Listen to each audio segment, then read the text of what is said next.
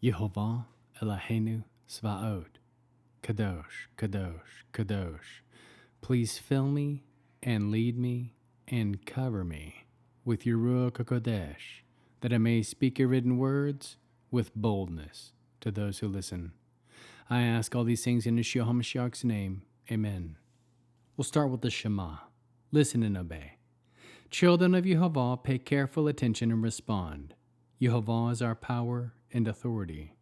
Yehovah works in unity with himself, and you shall act upon your love to Yehovah with your power and authority, with your thoughts in mind, with your entire body, with all the muchness that you have. Yod, He, Vav, He.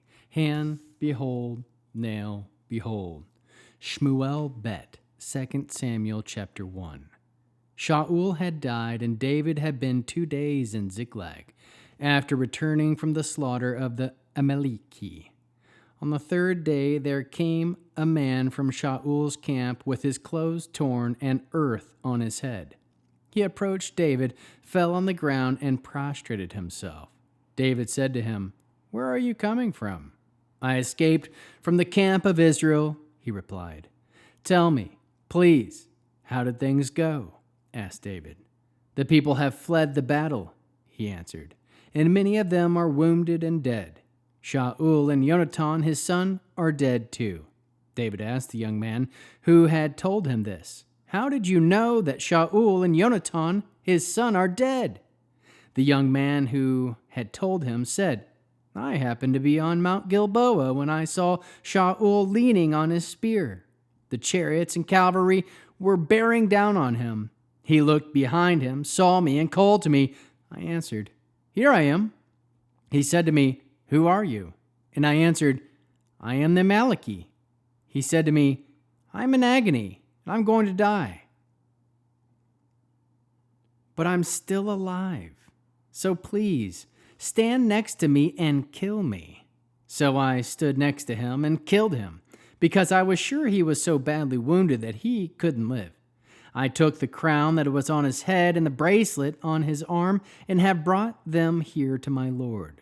Then David took hold of his clothes and tore them, and likewise all the men who were with him. They wailed and cried, and they fasted until evening for Shaul, for Jonathan his son, for Yehovah's people, and for the house of Israel, because they had fallen by the sword. David said to the young man who had told him, "Where are you from?" He answered, "I am the son of a resident foreigner of the Amaleki." David asked him, "How is it that you weren't afraid to raise your hand to destroy Yehovah's anointed?"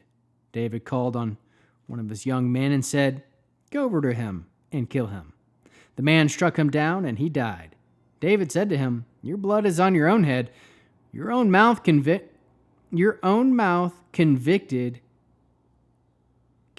you when you said, 'I killed Yehovah's anointed.'" Then David pronounced this lament over Shaul and over Jonathan his son, in order to teach the people of Yehudah not to underestimate archery. The lament had been written down in the book of Yashir. "The glory Israel lies dead on your high places. How the heroes have fallen. Don't speak of it in Gat. Don't proclaim it in the streets of Ashkelon.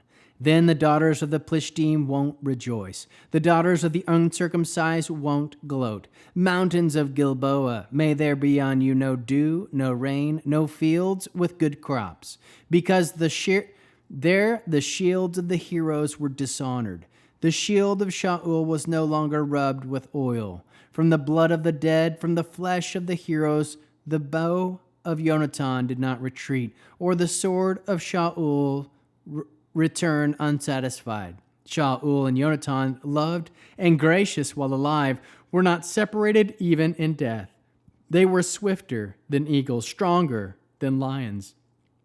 Daughters of Israel, weep over Shaul. He clothed you luxuriously in scarlet and put gold jewelry on your clothing.